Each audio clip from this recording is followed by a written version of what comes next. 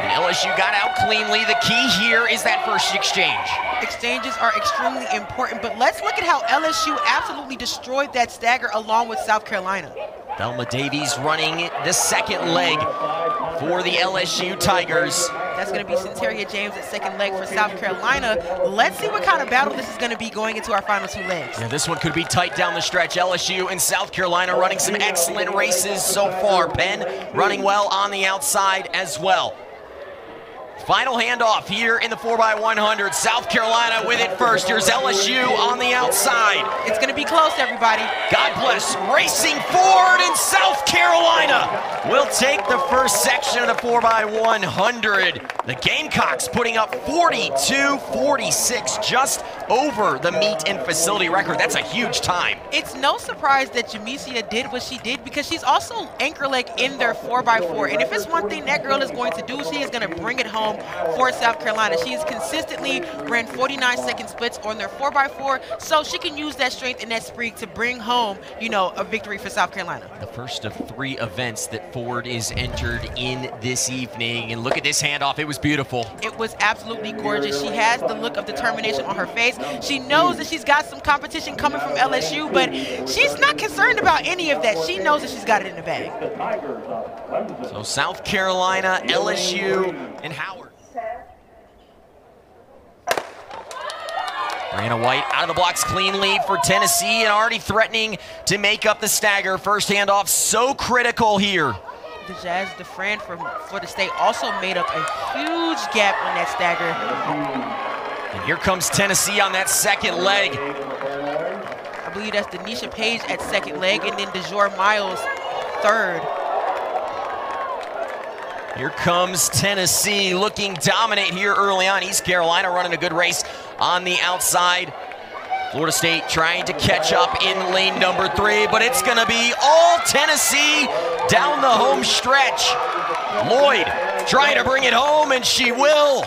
Tennessee walks away with a win, 42-77, adjusted up to 42-79. Ohio State comes in second. Clemson with an excellent race, 43-48, a season best for the Tigers. There's a reason why Tennessee has some of the fastest 4x1s you have ever seen in this country, and as I said, it's because they are deep. Although they did not have Jasius, they look just fine going around that track right now.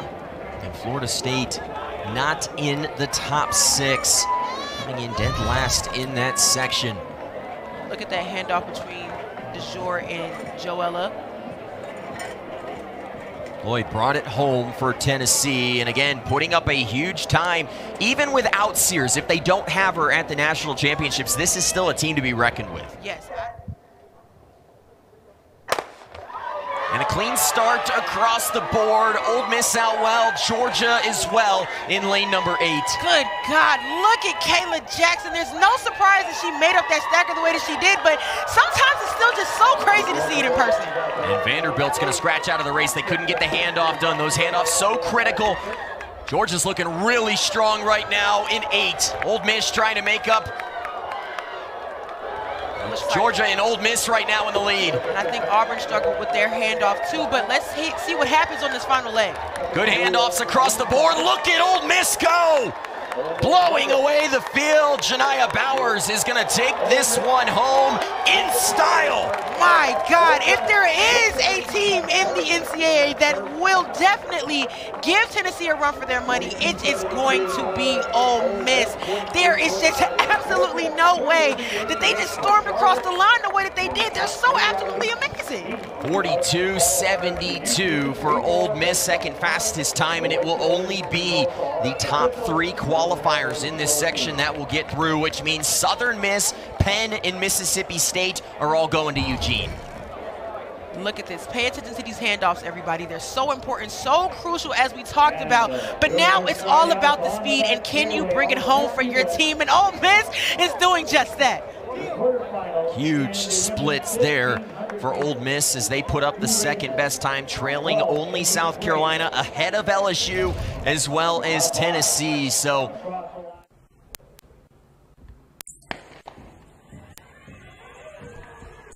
the Razorbacks there in lane number 3. They are the number 9 team in the NCAA, Arian Linton, Rosie F. Young, Kayla Brown, Amber Anning.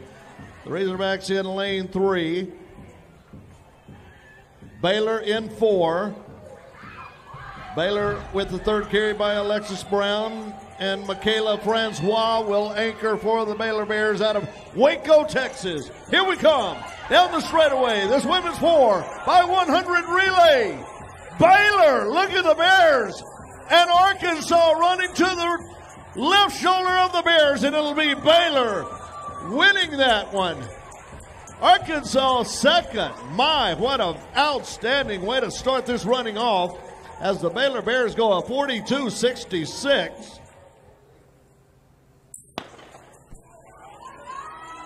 And a good start for all teams as they go into the second exchange. It's Texas A&M and Texas Tech.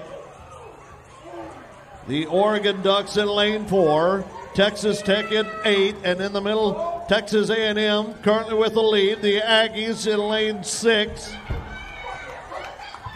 It's Texas Tech, Texas A&M, and the Red Raiders of Texas Tech, Texas A&M, and Oregon. And look at Texas Tech with Chukwuma, and the Red Raiders will win heat number 2.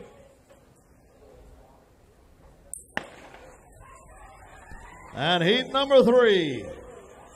Facility record 42-36 Texas A&M in 2009. Texas here in lane 3. USC in lane 8.